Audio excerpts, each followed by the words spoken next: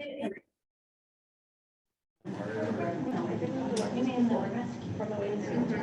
letting everyone know.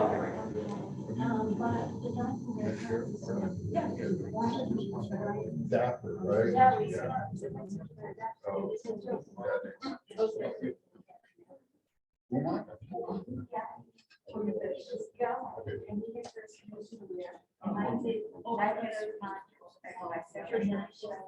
So is this fine? Is this going to compete with the mic? Oh, yeah.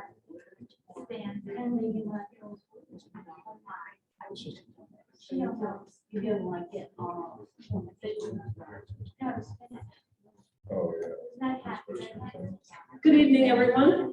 Good evening. I just would like to first extend my appreciation for everyone who is interested in learning more about spring hazards. We've tried to customize the program so that it tailors the needs for Evanstonians, hazards specific to Evanston. So my name is Kimberly Kull. I've been with Evanston Fire Department for nearly 22 years, and then I'll be in my 23rd year in a few weeks. And I had become interested in emergency management as a firefighter paramedic. I have been involved with the city for their initiative as it relates to building preparedness in our community. And this ties in directly with the first strategic capability, as it's mentioned in the FEMA outline.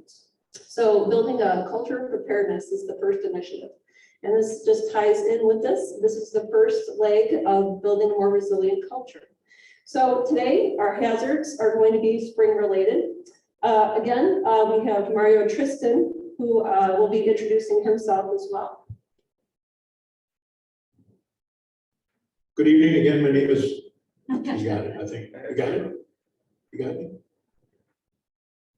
Correct. Okay. Yeah. Good evening. My name is Mario Tristan. I've been working with Evanston Fire Department for the past 9 years, over 40 years in the fire service, other municipalities. My primary job is I am the civilian fire plan reviewer. Any new commercial, residential remodels, new construction. It's my responsibility to look at the fire and life safety issues. I work with Chief Kull in emergency preparedness, evacuation planning, working with community organizations, volunteer organizations, which we'll be talking about today. And again, preparing our community, our neighborhoods to be safe.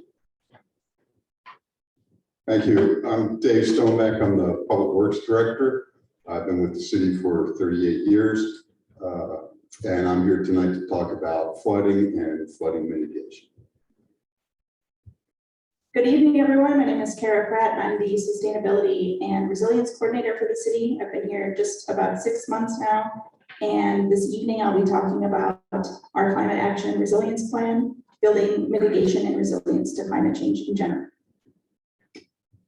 Hello, my name is Becca Lepak. I work with the American Red Cross with the lovely Fernanda next to me.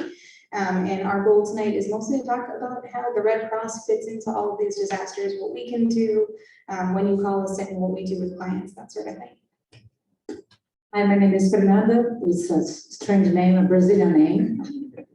So I work with Rebecca with the Red Cross, and we do can help many people. That's why it's good to come and speak to you, because the Red Cross, many people don't know that if there is any floods or fire or tornado or anything, the Red Cross will step in and help, giving them financial assistance, vouchers from other partner organizations. So, and it's donation. We never ask money back. So it's super incredible. And then every time we partnership with fire departments, it's great because people don't know the Red Cross can help them. And they have a fire or a flood, and so where to go?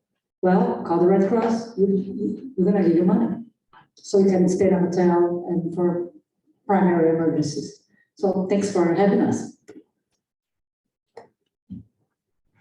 Good evening, everyone. My name is Ike Ocho. I'm the director for the Health and Human Services Department. I've been with the city for almost 14 years. It'll be 14 years come October.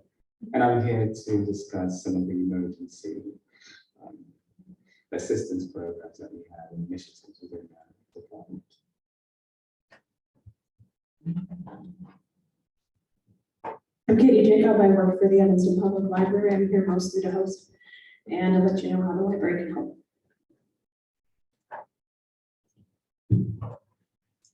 So as you can see, we have a wealth of expertise here. I'm really hoping that some of us, everybody here can take a little something away, learn something, put something in their toolbox. That's what this initiative is about.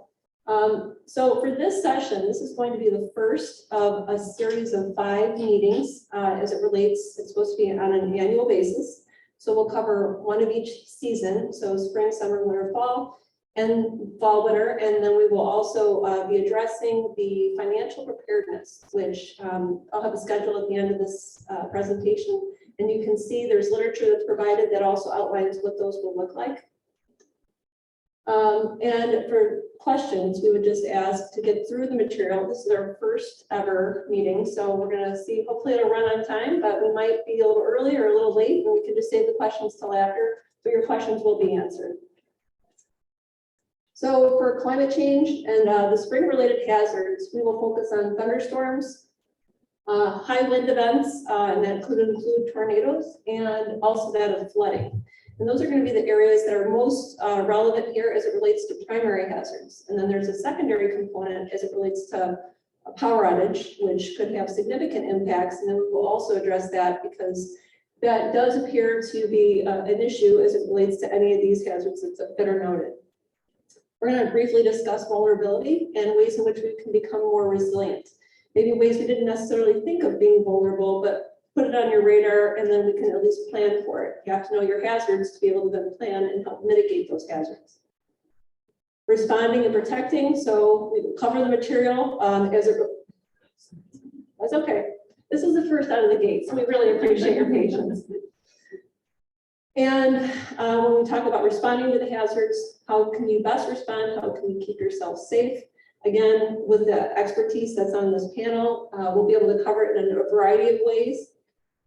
City initiatives and services. This is really helpful because not everybody's aware of all the services that are offered by the city. And really a lot of the initiatives, there's been a whole lot of money that's been done in studies and mitigation projects. So we're hoping that this will bring to light some of the things that have been done, as well as things that are on the horizon to meet the continual change as it relates to climate change.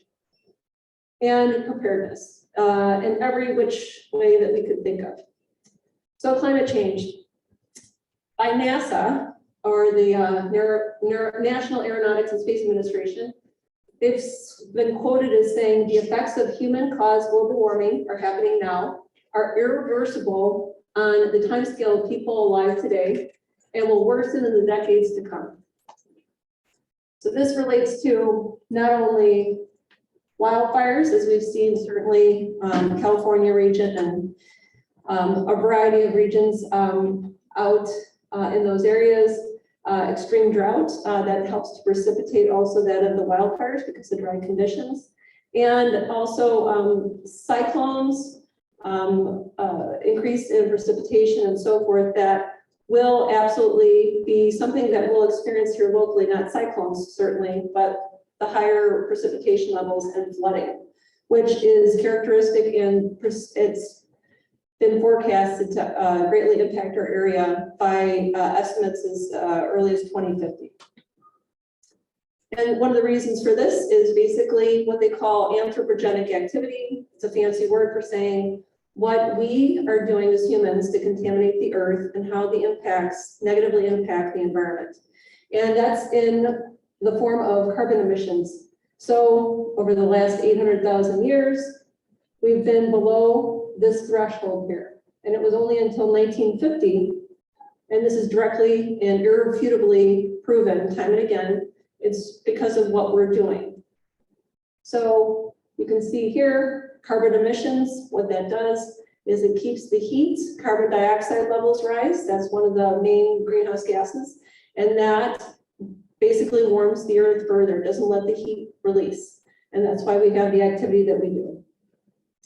So there's also a natural climate change, but that we can definitely determine that this is not a normal cycle. This is something that is directly related to our actions. So we do have a responsibility, I believe, and opportunities in which to lessen the demands on fossil fuels and so forth. I know that times are challenging now with matters abroad, but at some point in time, with like lots of renewable energies that Carol will be speaking about, she'll be able to highlight a lot of the efforts that we're doing locally and also abroad to help try to mitigate and lessen that. So just a couple stats, and I'll be brief on this. We've increased 2 degrees or 1 degree Celsius since the late 19th century, and most of it's been in the last 40 years, with the highest rate of increase in the last 7.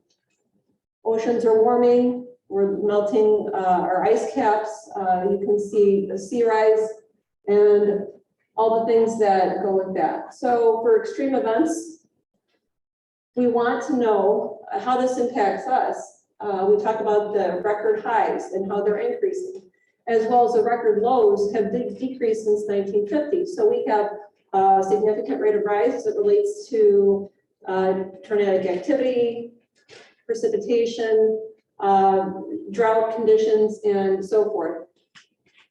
As well as increase in rain events, as we talked about with the cyclone activity, forecasted for the Midwest, based on what we've conducted here locally is a climate action resilience plan, and that helped to do a study locally, Illinois region, and that's something that effectively highlights that, and we can make that available to you at your request. Is also, I think, Google. You can do a Google search and you can pull it up as well. So the trend analysis in Illinois increases in the severe thunderstorms and precipitation. That can be in the form of 2 ways. Lakefront flooding, which we've probably seen January 10th and 11th of 2020. We ended up having a significant storm activity along the lakefront. And that's oftentimes due to high wind events or storm surge activity. And because of that, we had some damage along the lakefront as a direct result of high precipitation and the storm surge. Also, it can be in the sense of urban flooding. And that's something that Dave Stoneback's been working diligently with the Public Works Administration, city officials, to be able to help try to lessen the impacts on the community. That's seen more in in street flooding when we have torrential pours. And I think for anybody who's been here for an extended period of time, you could probably say that you've seen that since you've been in Evanston. And there's been a lot of initiatives that Dave will speak to how he's working with his crews in the city and grants to try to get that done. Increase in wind events, we'll cover briefly derechos, microbursts and tornadoes. Derecho, if you want to do a raise of hands here, if you remember in Rogers Park, August of 2020, we ended up having a derecho that hit Rogers Park. So it was about 3.5 to 4 miles south of our border. That's more of a high wind event, straight line winds, and that did a lot of damage just south of our border. Microbursts, which we've had here locally, it's suspected. And then we have yet to see a tornado, but that's not to say that it could not happen. And so we're trying to plan for high wind event activity in whatever form it comes to be prepared. And then the secondary impacts, as we mentioned, was the power outages. So tornadoes, according to the state climatologist office of Illinois, you can see starting at 1950 on through 2019, you can see the trends. And certainly we can say just even this last cycle, 2021 was on track for being one of the busiest years. Not the busiest, but you can see in 2006, we had some substantial activity at this point, but on par for increase in trends.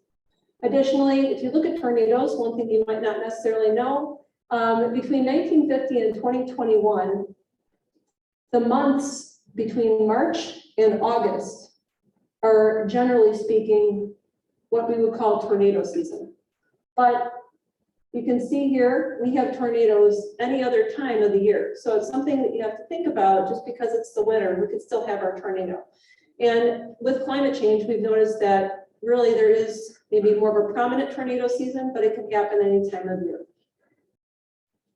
And the time of day generally is between 3 and 9 p.m. This is the time that typically you're going to see a tornado. These are the most prominent hours that you would see that. So vulnerability. Everyone's vulnerable. as much as we'd like to think, maybe because, we are well positioned financially, or we have a nice home. Maybe if we're in an area that isn't necessarily subject to tornadoes, everyone is vulnerable. So disasters are indiscriminate. Additionally, infrastructure. As we've seen here with power outages, that's a critical infrastructure for us. That's something that has been impacted time and again within Evanston. Just recently, August of this last year, we had over 6,000 people that were without power, and some of which it lasting as many as 4 days duration. So many people were negatively impacted as a result of that. But I can say one thing that we've done, and actually Dave and the Public Works Administration has done routinely, is worked with ComEd to try to address and be a little bit more proactive in terms of letting ComEd know. I think you call them routinely, maybe weekly, as to what they can do better to serve our residents. And that's by way of tree trimming, updating critical infrastructure like power lines and things of that nature. So there have been less outages in this area because of those efforts. And when we talk about socioeconomics, demographics, education, societal factors, and disability, there's a tool that's used, social vulnerability index modeling, and also environmental justice index. I think Kara can speak probably a little bit more to the environmental justice index, but for social vulnerability index modeling, that's something that I use routinely in plan development. And this is trying to identify more of our vulnerabilities for our community. So it ties into not just gender, not just race, it ties into aging, how young our population is below 17, how much of a disability community do we have. There's about 15 parameters that are assessed when we start looking at vulnerability. And those are just a few of the items that I mentioned that are factors. Socioeconomics, a lot of times I think when we think about poverty, because there's wealthier communities on the lakefront, that we're perceived as being more wealthy. But the fact of the matter is, on average, for individuals that are in poverty, although our rate is a little less than the national average, we have a greater population that is in deep poverty, which is considered to be under half the poverty threshold. And so that's one way to define poverty. But if you also looked at our data in the last couple of years for the American Community Survey, which is one way to assess where we're at financially and how our community is doing, we had approximately 70,000 per capita income. And in 1 year's time, we dropped to 50, more or less, give or take 1,000. And you can see that a lot of communities, a lot of people in our community are struggling. And maybe they don't qualify as being poverty stricken, but they're maybe just above the poverty level, which arguably, if they do not qualify for services, may in fact make them more vulnerable. So just something to think about when we think about vulnerabilities. Also, misperception and social constructs. So a lot of people say, well, that's a 100-year flood. How can that be where it's happening year after year in our communities? That just means that there's a 1% chance of it happening at any given time throughout the year. And sometimes people have multiple 100-year floods in 1 year. So there's an educational component here, and I think people are certainly becoming more aware of it as these hazards continue to happen. And logistics. So why should we be prepared? This is Joplin, Missouri, I believe. Firefighters on duty at any given time, we have about 24 hours a day that are on shift. If you're talking daytime hours, Monday through Friday, when we have administrative staff, we may have as many as 30. So if we were to call in and we had a large scale event like this, you can see there's a number of hazards. You can say, well, with these hazards, we can only have about within the first hour or two of an incident, maybe about 130 firefighters, give or take.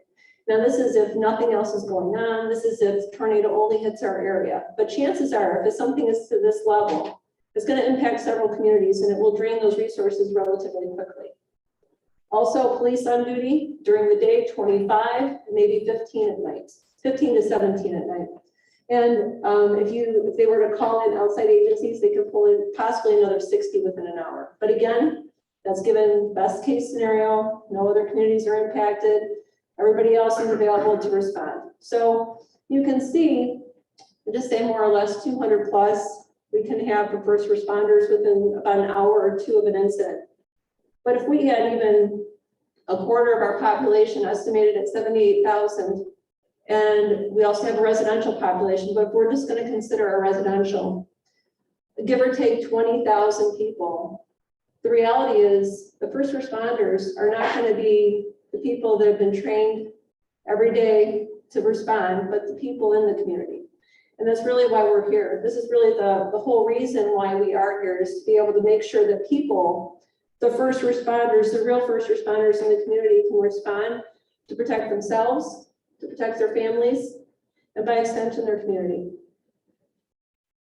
So resilience, 3 easy things, not so easy really, I underestimate, but getting educated, just getting to know the facts, understanding the hazards relevant to your area, and being able to then anticipate what could happen, have a plan for how you could respond, and we'll go over very 10,000 foot level in terms of basic response guidelines. There's a million ways in which to respond, and all situations are different. Every emergency call we go on in the community is always different in its own right. So, but we can give you some general principles. There is a ton of literature on that table, and there's a wealth of resources also available online that we can share with you to further guide you. This is the first of many seminars, and we'll continue to touch on these topics. And also then, how can you reduce your risk?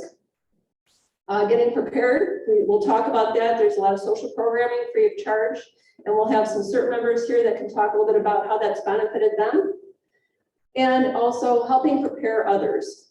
This could be for your more vulnerable populations, or even just community building, establishing relationships for the more vulnerable communities in your locality, where you reside, on your block level, in your building even.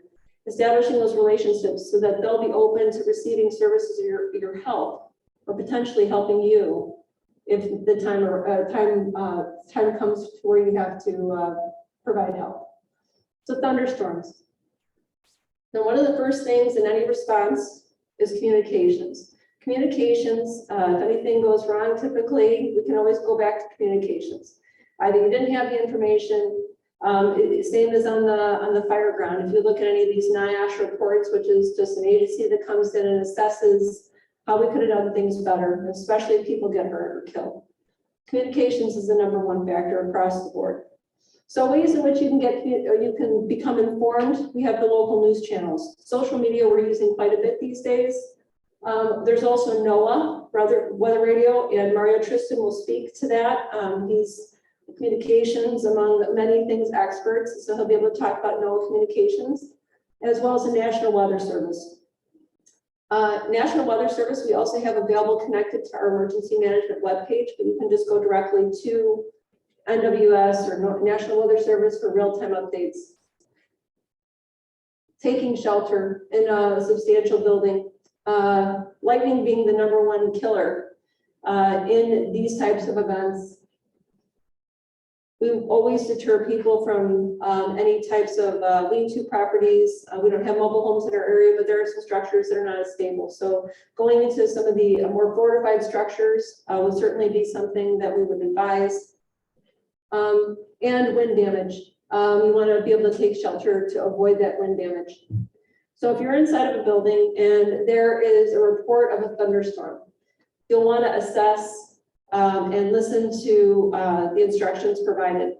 You'll want to avoid being able to go outside even before you see rain, because lightning can strike even in dry conditions. So if you hear thunder, there's always a chance for lightning. And they advise that that is certainly one of the indicators that you would need to stay and keep sheltered.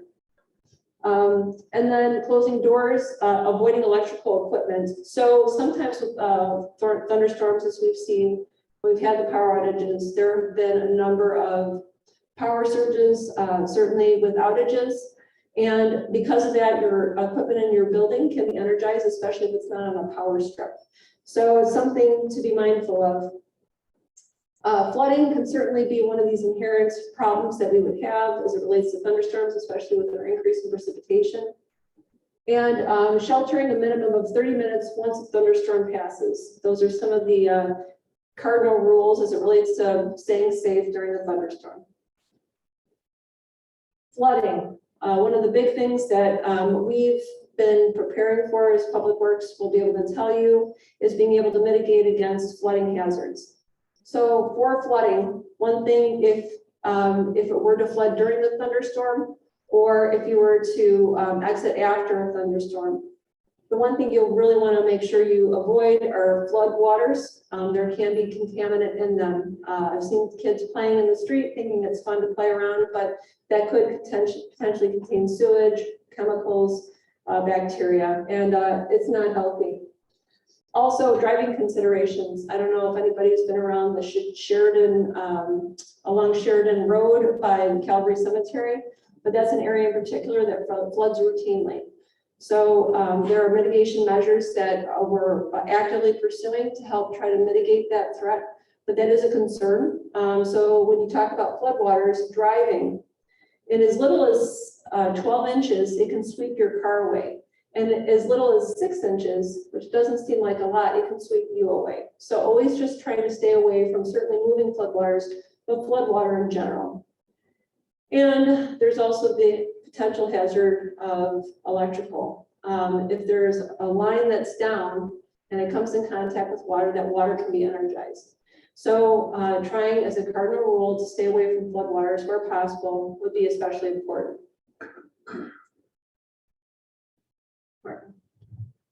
So if weather intensifies, the big question is about if you are going to be outside.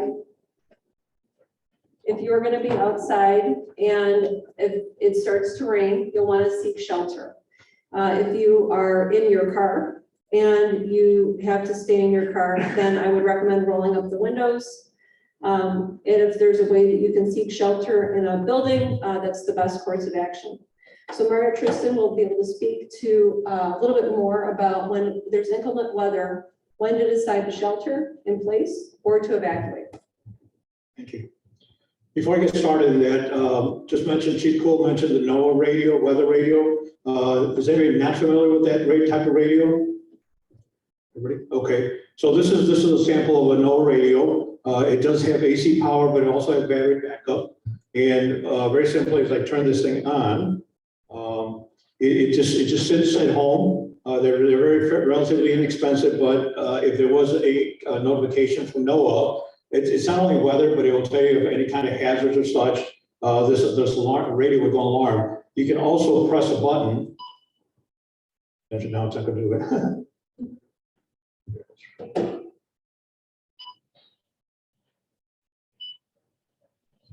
One day, I was in a big city. Monday night through Wednesday night, partly cloudy, lows in the mid-30s. So there's no radio. There's 1,000 transmitters in all through the United States. There's 7 frequencies. On the table, there will be some information on how we can find these type of radios, how to program for the frequency in our area. And they're just sit at home. They're very fairly inexpensive, but if there's an alarm, this radio would activate and give you some information. You can activate it if you're getting a storm's going on, and you can just leave it monitoring, see what's happening. So that's a real good thing to do. As far as the sheltering in place, when we're talking about all this, the key word is preparedness. Each one of us has our own home, different situations, single family, one individual in the home, multifamily, individual, family with small children, different types of homes and such. So not one plan is going to work for everybody.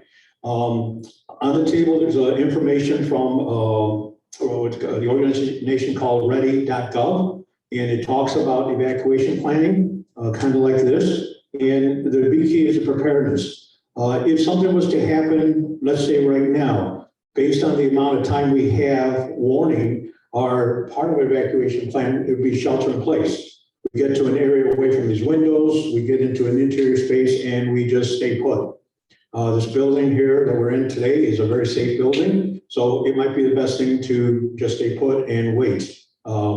If for some reason the tornado was to go directly above us, the severe weather, we would be looking at the structural integrity of this building, and if it determined that it is not safe to be in here, and officials are telling us to get out, we don't sit there and try and discuss with them, argue with them, we get out. There's many, many things that when you're working on an evacuation plan that you want to be thinking about is, what do I need? If you know, what am I going to need, and for how long am I going to be gone? Sometimes it makes evacuation be just either leave this place to go home, or sometimes we may have to leave Evanston. Are we going to be able to drive out, or may we have to walk out of Evanston? Am I going to go, we're not going to go east, correctly? All right. We're going to go south or west, okay? Or maybe even north. But, you know, which way am I going? Do I have neighbors or friends that I can get to in a short distance, a long distance? The plan will continue to build as far as how far you have to go. Notification of people, you know, we're going somewhere, do they know we're coming? You know, all our phone systems going to be working? We don't know, okay? So again, it goes back to that evacuation plan is, you have to plan, you have to think this out. If you were to be walking, how are you going to carry some personal equipment? You know, in the organization we'll talk about later, we have CERT team members here, and our CERT team members have what's called a go bag. When these Evanston volunteers get activated, they have a bag with supplies for doing the job they have to do. So it's very similar. We'll be talking about them kind of for you. You know, what would you need? You know, are you going to carry a little bit of food supplies? In an emergency situation, Chief Kull has some information here. It used to say that you would like to have at least 3 days of emergency supplies. Chief Kull, it has now gone up to 2 weeks. 2 weeks is a lot for somebody to have, but you can see what she has here. She'll talk to you a little more about it, but the starting point should be, do I have food supplies at home, at work, and maybe my car for 3 days? And what does that take? Water, you know, food, or whatever else you think you may need. So again, when we're going through the evacuation plan, we have to have an idea of where we're going. Have to ask, does anybody have pets? Okay, some people have pets. So you're going to say, okay, I'm going to go down the road and find a hotel or motel, whatever. It's part of your plan. Do you accept pets here? You know, so that may be part of your research that you're going to have to do. Are you going to go to a pet-friendly place? Okay. Once you get there, again, how long are you going to be there? There's different places that you can either again stay in your home, or maybe you may be going to a friend's house, or maybe it might be a community center. Again, they may have some food supplies, but you should still bring your own. Plan on having your own supplies for your needs. If you are, again, once this has happened and you're coming back, it goes back to listen to your local information from your municipality or the county to let you know if you can get back in and how are you going to get back in. Fill up your gas tank before you come back in here. You may come back in Evanston and there may be no gas stations. We don't know. Okay, so get yourself, if you're coming back and you know you're allowed to come back, you can almost come back with some supplies. And then again, just keep that communication open with friends and family, and let them know where you are and what's going on. Again, I just covered it real quick, just a little bit of information. There are some handouts in there that will go in more detail. You can go to the website at ready.gov and it will have additional information. So one of the questions that we had received recently when the seminar came up was where best to shelter if you're in a high rise. And I think the question read that they were on the top of the 9th floor, and there were a number of scenarios that were given. Where should I stay in place? Should I go to my bathroom and stay away from my windows? Should I go inside of a stairwell? There are a lot of considerations, and this is why planning is so essential, because it depends on whether or not they're high mobile or they're low mobility. It depends on whether or not they're caring for other people, and if they are high mobility versus low mobility. There's some factors for whether or not the interior stairwells have windows versus the inside of their structure, especially in bathrooms, typically are windowless, especially for high rises. and a number of other considerations. So when making your plan, realize that there's just not a one-stop shop for answers. It has to be specific to your needs, and that's why we have to customize these plans. And engaging those plans in advance of an incident is really critical. So tornadoes. Again, communications, we'll talk about it time and again, it's very critical. But there's one thing that's a little bit confusing for some people, and that is watch versus a warning. And it's something that, depending on what it is, a watch can be something different than a warning. So for watch, just figure that you have to look out, like it could happen, it's a possibility, but it's not an imminent threat. A warning is what they're considering is either currently happening or it's soon to occur. So realize the difference between those communications are really key when it comes to knowing how much time you have to get in place, okay? If you have a watch, much of what you have to do is start thinking about where you will go, and then realizing that you have to make sure you maintain those communications. Now I'm jumping ahead a little bit, but when we talk about communications, there's a service that we offer free of charge in Evanston. If we have a watch and certainly a warning, you'll hear the sirens go off. The derecho in August 10th of 2020, we set off the sirens in Evanston.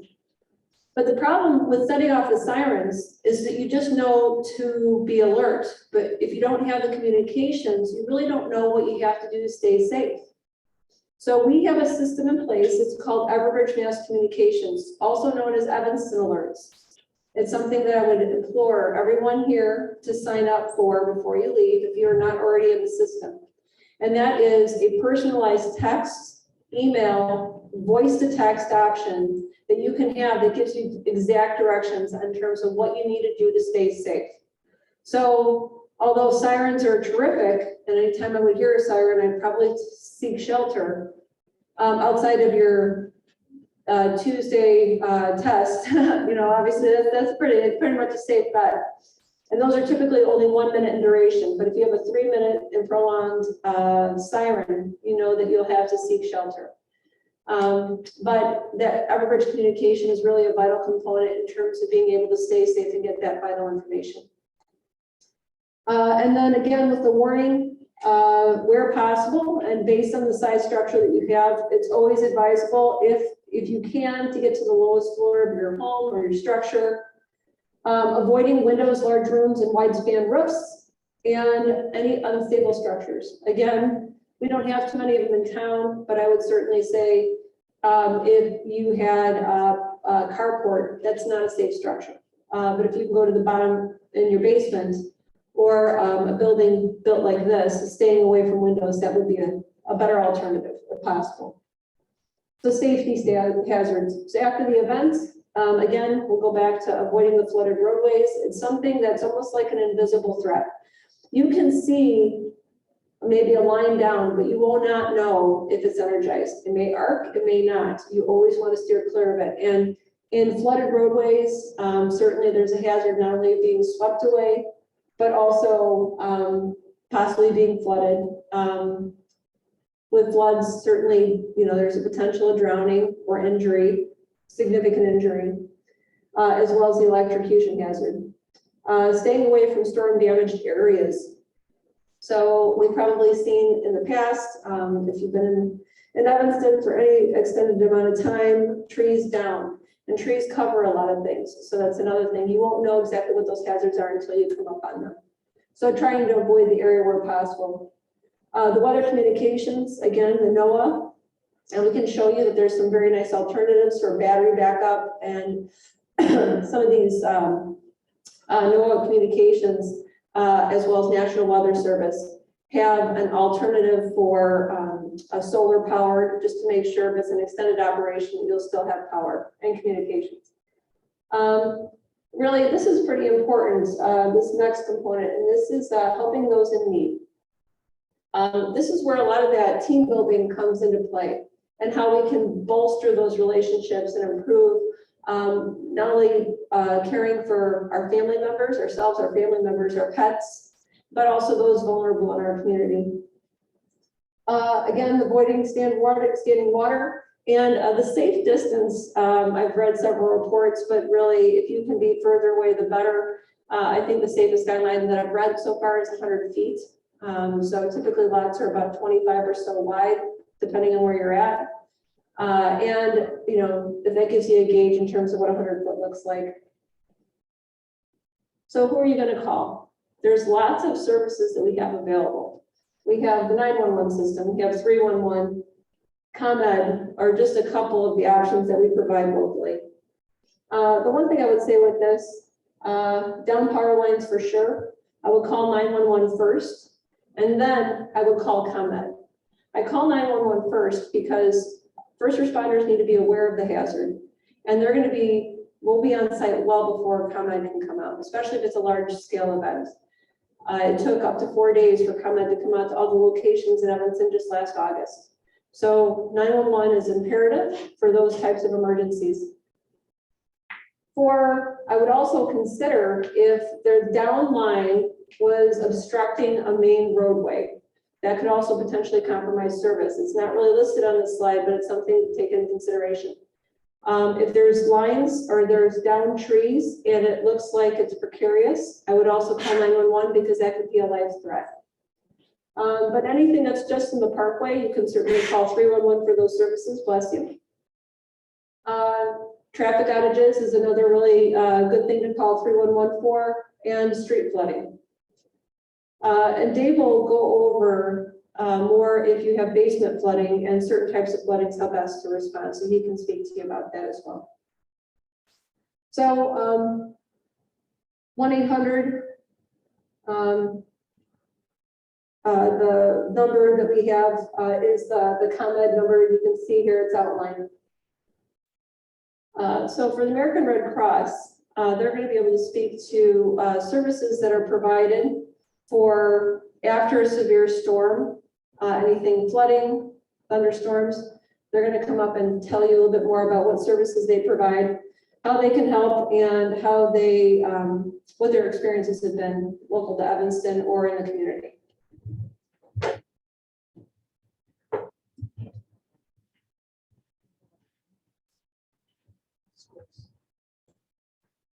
Hello. So like she mentioned, we are with the American Red Cross. We play a role in a lot of disaster cycle services. So we do a lot of response, but we also do preparedness and recovery. So we're before and after events with you too. We work alongside partners like Salvation Army. We work with 311 Catholic Charities. We work with pretty much everyone who will work with us at this point.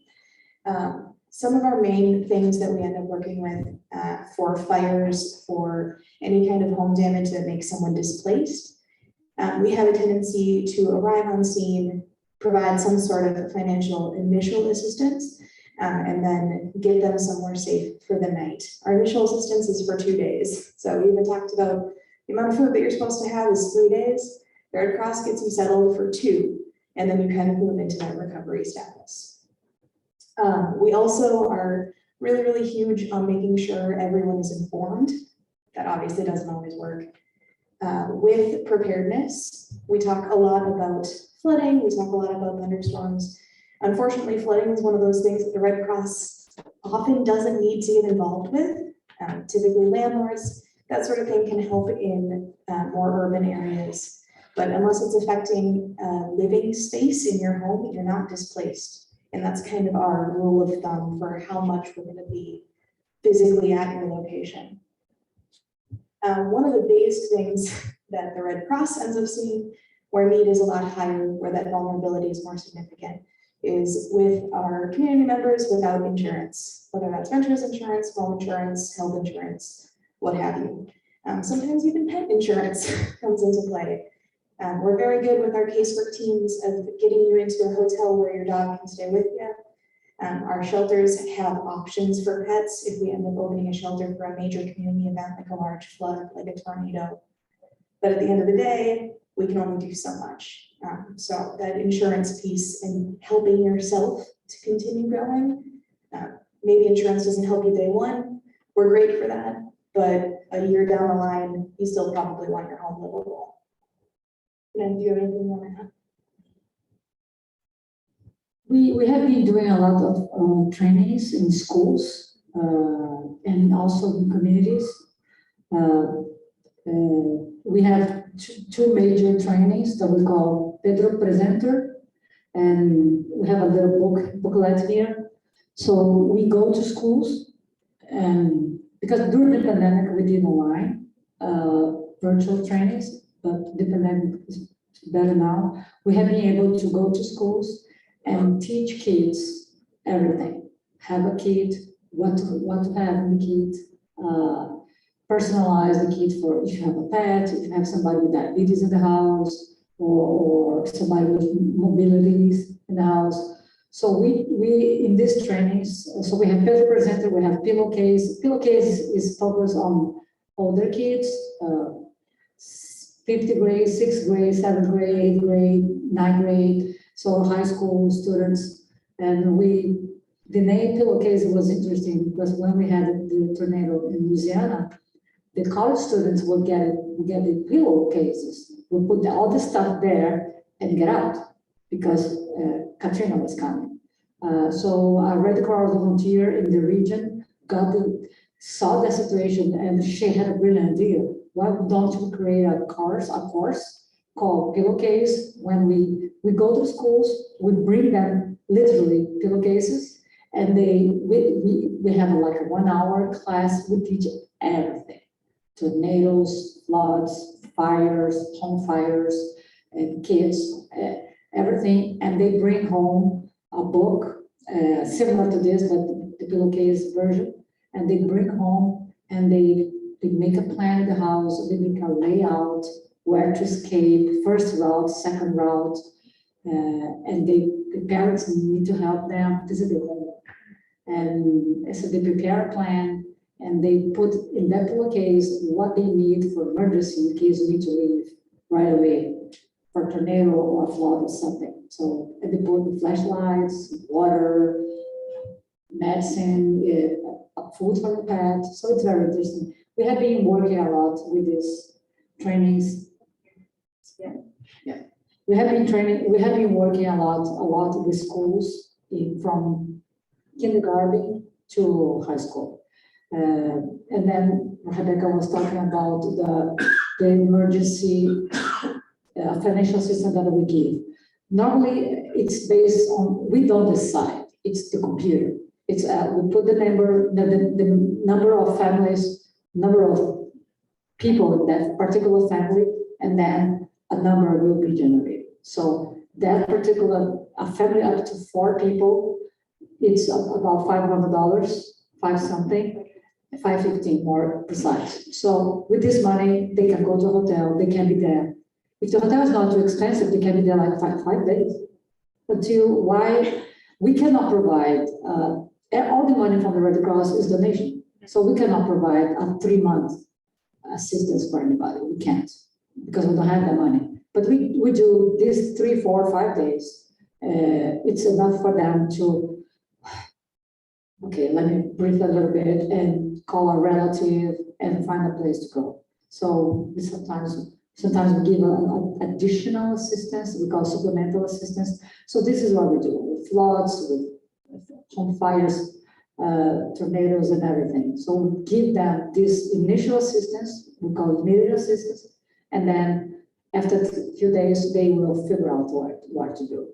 So it's wonderful, and we love to work with the Salvation Army, Catholic Charities, and other organizations. We are partners. Everyone is the same team. So I love them. They are just amazing, and we rely on each other, not formally, but informally we do. And so I think it's just great how we can help each other with this. Anything else? So kind of the main places you will find us are during those preparedness classes. We do smoke alarm installs, we do community preparedness programs, we do trainings. You might see us, fire departments are fantastic and love to call us when they need us. So you might see us on scene for that. Otherwise, hopefully you never have to be involved in a shelter and you're volunteering if you're there, but we hang out there a lot too.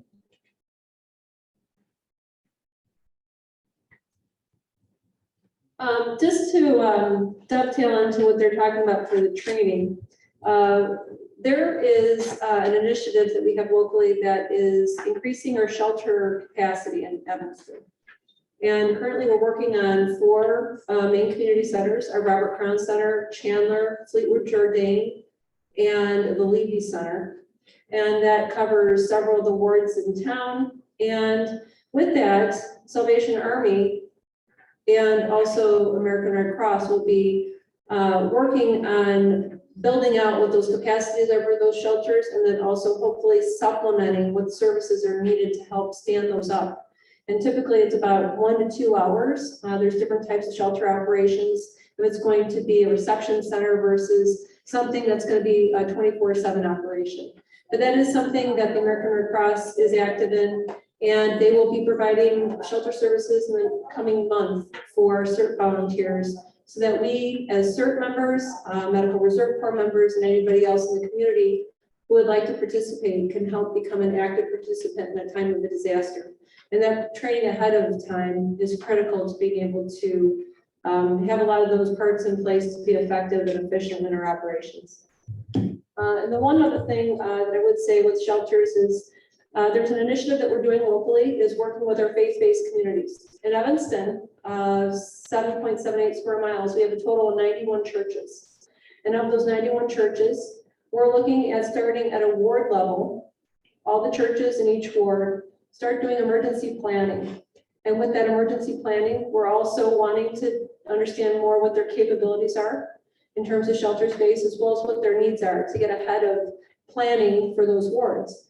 But when we do this, we will by extension start more of the emergency planning, not only for the churches, but also having an emergency response plan on a ward level and then hopefully on a city level. So American Red Cross has been a huge support, and honestly, I don't know what we would do without them for all the services they've offered. They've been amazing. I know the Salvation Army as well as our social service organizations.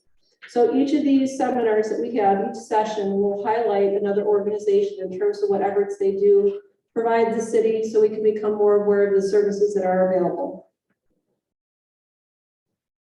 Health and Human Services, Ike Agbo is going to speak about what city services could maybe come in and help where some of the programming that's available ends.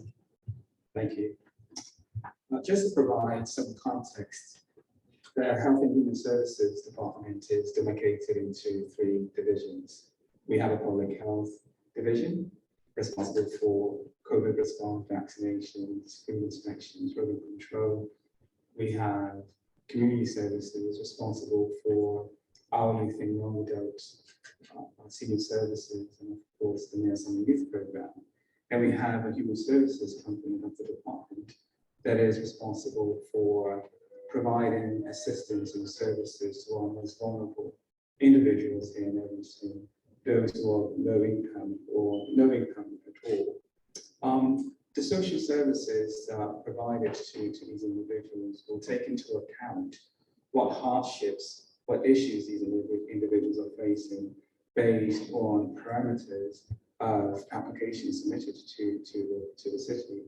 For example, if there is a situation whereby there's an emergency crisis, let's say a blizzard or a natural disaster, where the individual cannot afford to relocate, we will review the person's situation, then provide some sort of assistance to that individual in form of a hotel accommodation.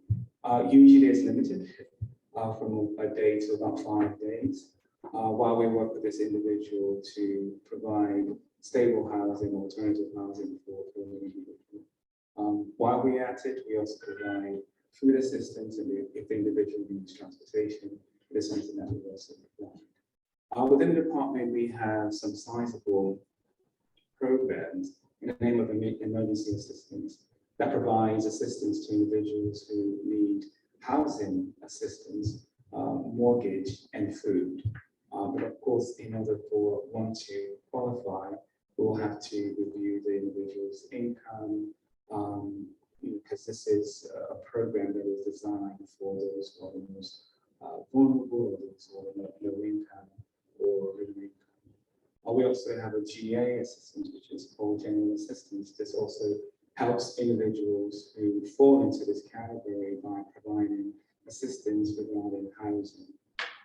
Then the most newly established program that we have is called the Community Relief Program. And this is a program that was established in 2020, pretty much at the height of the pandemic, and it's dedicated solely for undocumented residents who are most vulnerable, where they don't have any assistance programs to cater to. They don't even qualify for the emergency assistance or the general assistance just because of the way it's set up. So this fund is designated for the purpose of providing housing, assistance, basic needs, whether that is food, whether that is clothing. We're able to provide those types of needs for those individuals. And if you know anyone who qualifies for any of these programs, we have our information on the city's website, where we also have caseworkers who work with these individuals to provide assistance and services. And not only that, if there are services that we cannot offer in-house, for example, maybe substance abuse situations or mental health, we make sure that we refer those individuals to where they can actually find this help. So if there are any individuals who qualify, who you know, please refer them to the city's website. I've provided some pamphlets on that table there. We do encourage people to apply. I mean, if we are here to help, we want to make sure that people utilize the help that we have within the system. Also, we work hand in hand with the fire department, the police, and property maintenance when it comes to individuals who may be undergoing some type of hoarding situations in their homes. Hoarding is actually a public health issue where we assist those individuals in working with property maintenance in cleaning up of the area. And while they're at it, if these individuals cannot provide housing, we find ways in which we can provide this. It falls on the public housing. So that's pretty much it.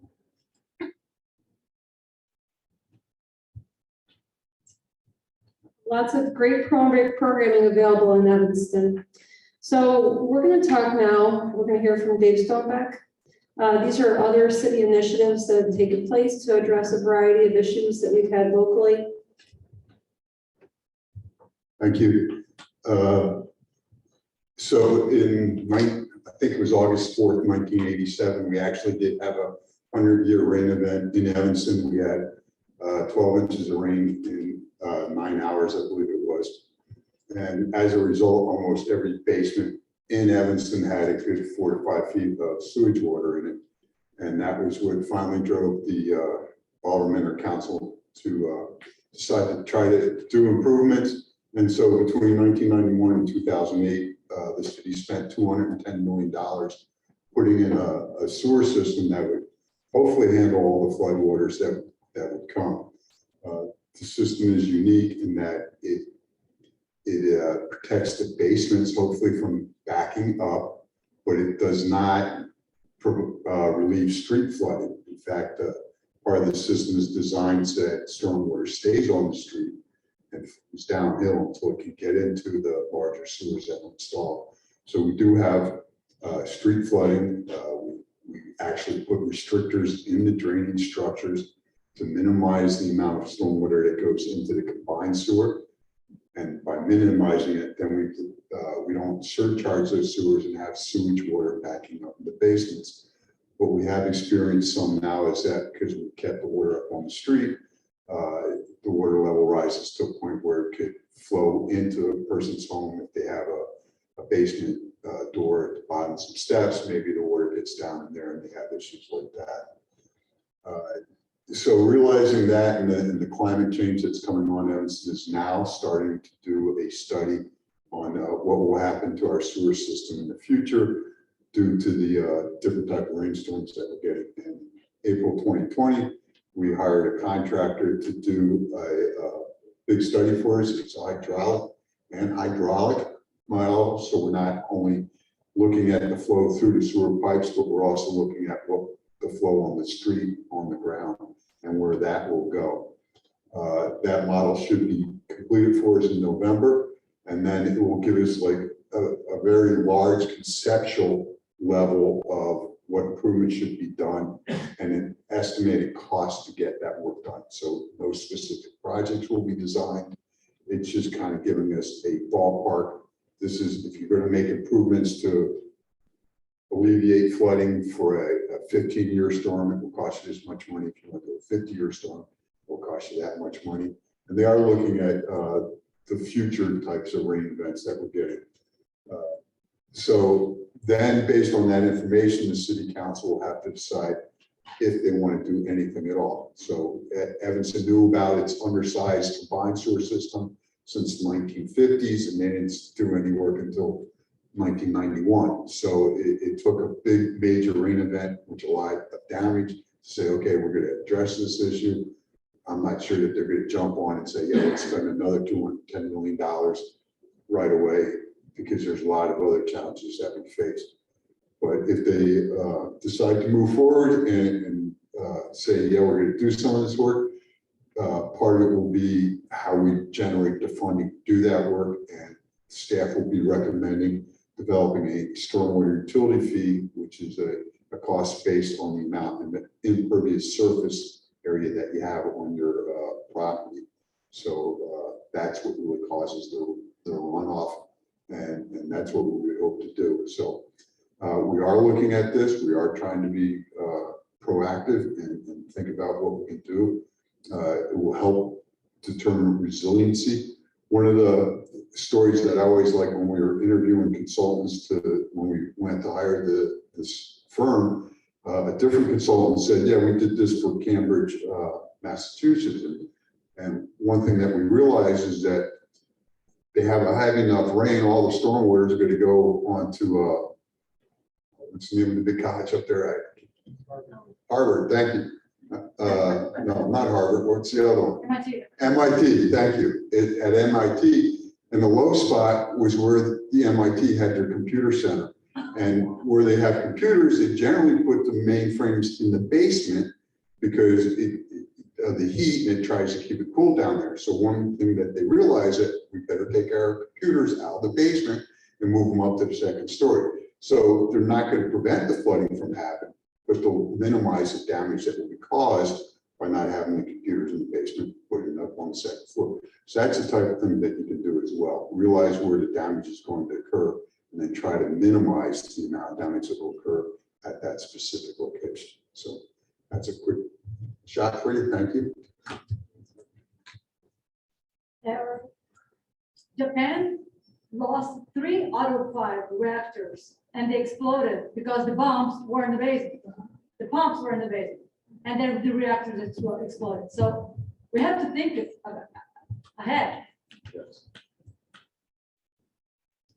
So now I'll talk briefly about our climate action and resilience plan. It was passed in 2018, for those of you who are unaware. It is broadly separated into mitigation efforts and resilience efforts. So tonight I'll be talking a little bit about mitigating our greenhouse gas emissions. And to date, since 2005, the city as a whole, community-wide, has reduced its greenhouse gas emissions by just around 30%. This is a number that fluctuates annually. So you'll see on your screen that it's 35%, but that is a 2020 number. And as we know, 2020 was a bit of a strange year. So we're seeing approximately 30% reduction since 2005. Some of the things that help reduce greenhouse gases in general are encouraging the city to lead. So the city has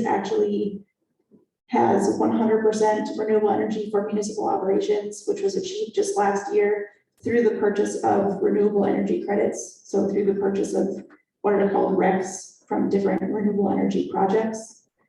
Also, some ongoing projects related to reducing greenhouse gas emissions include updating our building code so that buildings operate more efficiently in general, supporting local renewable energy projects, promoting electrification of buildings and vehicles, so reducing our reliance in general on fossil fuels.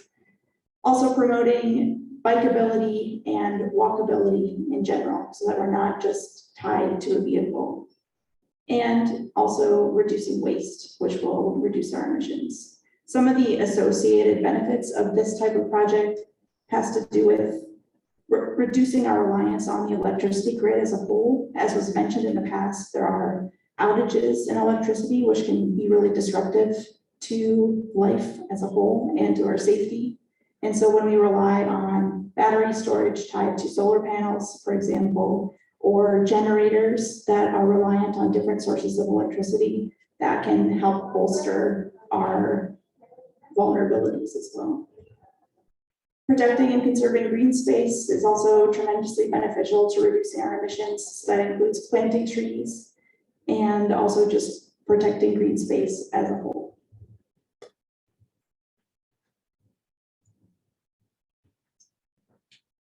And additionally, to all the great efforts that are being done by climate sustainability, health and human services, public works, and every other department in the city, a lot of what we've learned is not only, much like we're talking today, identifying the hazards, understanding our capabilities in terms of what we can do. We can't stop the hazard, but what we can do is we can manage the hazard.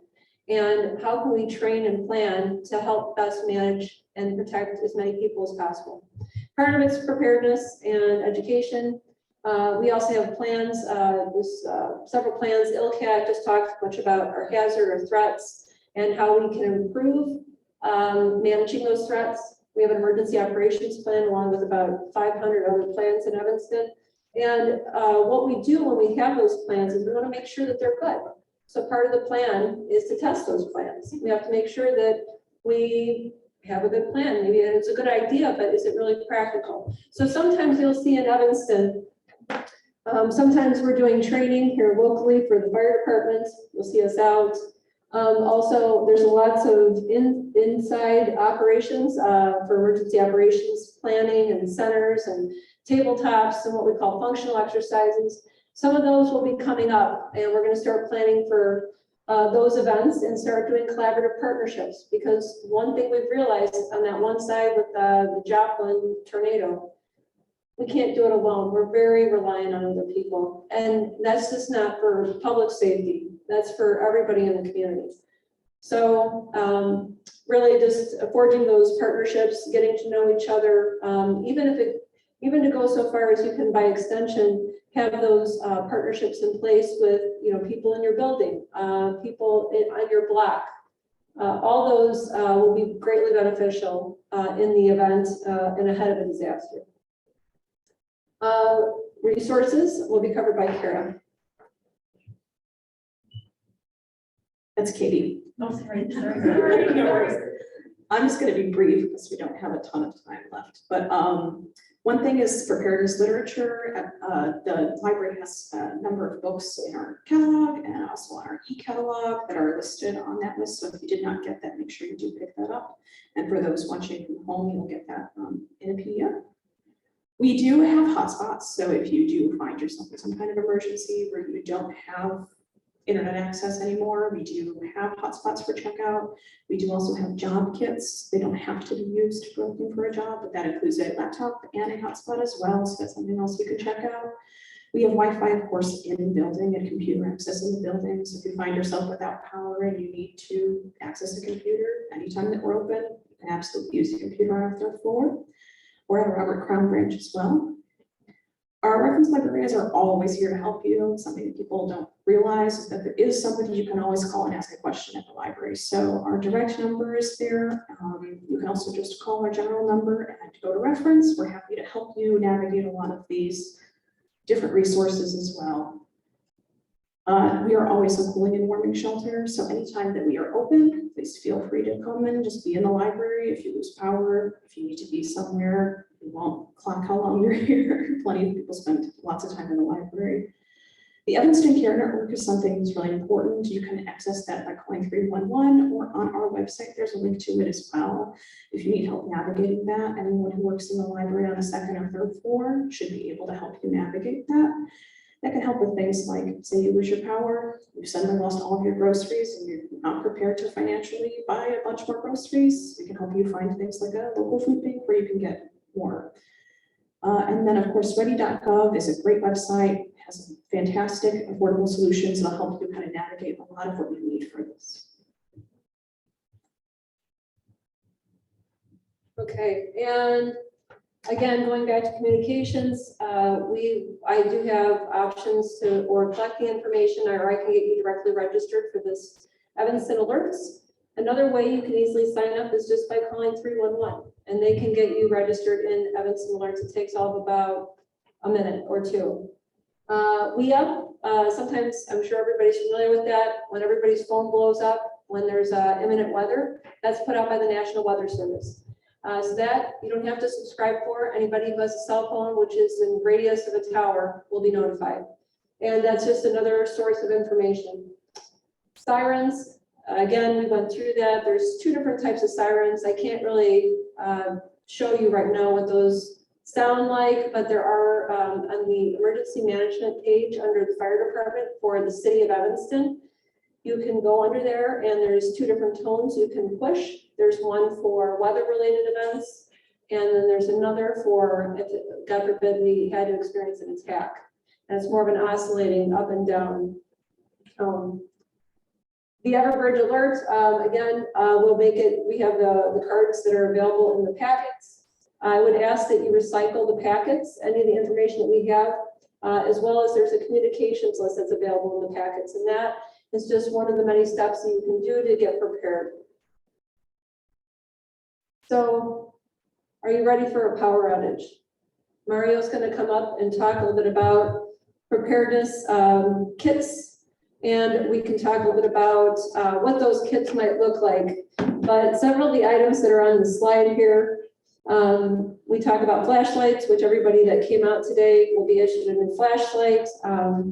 Also, the one thing that was brought up was the NOAA weather radio. But there's a couple other things here that weren't really mentioned. And there's one device that really wasn't addressed in this that I think is relevant, but for power outages, even ahead of a power outage, the power strips are pretty important. There's also different types of GFCI circuits for circuit breakers that you can have installed. Those tend to be the newer variety. John Crucial, one of our, the lead of our CERT team, could probably tell you everything about the ins and outs of anything electronic. So I'm sure he's available after this discussion to answer anything. And then additionally, we're going to go through the kits themselves. Thank you, Chief. We do have some information or some materials up here. This is from Chief's personal stash. When we talk about emergency preparedness kits, we always have a discussion is how much. Everybody, again, it goes back to your family, particular family's needs. You can easily go on, again, the FEMA website, US Fire Administration's ready.gov, and Red Cross, they will give you a list of suggestions, okay? You can go to Home Depot website, and Home Depot sells you a 5-gallon bucket with supplies, and you just decide how many days you want. And it's a 5-gallon bucket, and again, per person, you can prepare this. Or again, you can decide on your own. Here, Chief Kull has some food supplies, some water supplies. Did you have your water decontamination kit there? Yes. Yep. Here's. He's got a water decontamination kit. So you can just start slowly deciding what you need. Without a doubt, number one is going to be water. Now the question is how much water? We get into discussions as how long is water good for? I personally buy gallons of water every year, and I just rotate my stock. And, you know, it's not just for drinking, but simply flushing the toilet sometimes, okay? So again, you have to be thinking about this. How much water do you need for your family? So you can, again, the thing I just like about the bucket from a company is some of the food products that they dry goods, the, what do you call the instant? Oh, better meals. The packed meals. I'm not crazy about all those packed meals, you know, so I have my preference, okay? So again, yeah, so some of the stuff is good, some of the stuff is like, never mind. But again, when you're doing these prep kits, you need to really take it personally as what does our family need, okay?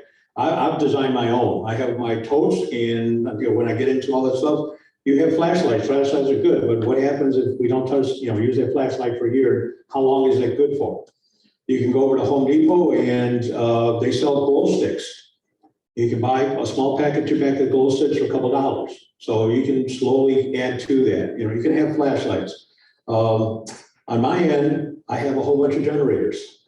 I have a 5,000 watt generator. I got 2,000 watt generator. I have this little portable auto thing that I have that carries 100, I forget how many amp hours that I can charge all my phones and such. So there's a lot of resources available. I think Chief Kull, you or one of our CERT members had a solar powered battery charger, correct? Yes, okay. So you have solar power generators that you can have. So again, it boils up to you. As you go through all these kits, again, just be aware of safety first aid kit. We're not asking you guys to go crazy unless you really want to, but you're not going to have an X-ray machine or stuff like that, okay? But again, start thinking of the practical stuff. Start slowly building up this materials. Some of this materials will have expiration dates. So you may need to rotate this as you have it, okay? Other stuff, toilet paper, I don't believe has an expiration date, so we're good with that. Again, it talks about having an emergency kit for your home, for your car, and your work. Chief, do you mind if I kind of skip up to our CERT people? I mentioned it real quick, we're running out of time. In Evanston, we have a very outstanding program, 2 real good programs, 3. It's called a Police Academy and a Fire Academy. This is an opportunity where the citizens of Evanston are able to spend time with the police department and fire department in multiple weeks, and you learn our job functions. Once you are done with that, a lot of people say, this is great, but what else can I do? A program that was that City of Evanston started, got involved in 2014 was CERT. It's standing for Community Emergency Response Team. You as a resident of Evanston, you are able to attend a 20-hour program. We do 3 hours a night for 6 weeks, and we teach you some basic information. Primarily, the very first step is to take care of yourself and your family. Once you guys are okay, then you check your neighborhood and then you check your community. We teach some basic first aid, some basic safety information of stuff that we're talking about, preparedness. And so it's a great program. Once you become a CERT member, it gives you confidence. What would you do in a medical emergency? If by chance there is a gas leak, do you know how to shut off your gas utilities?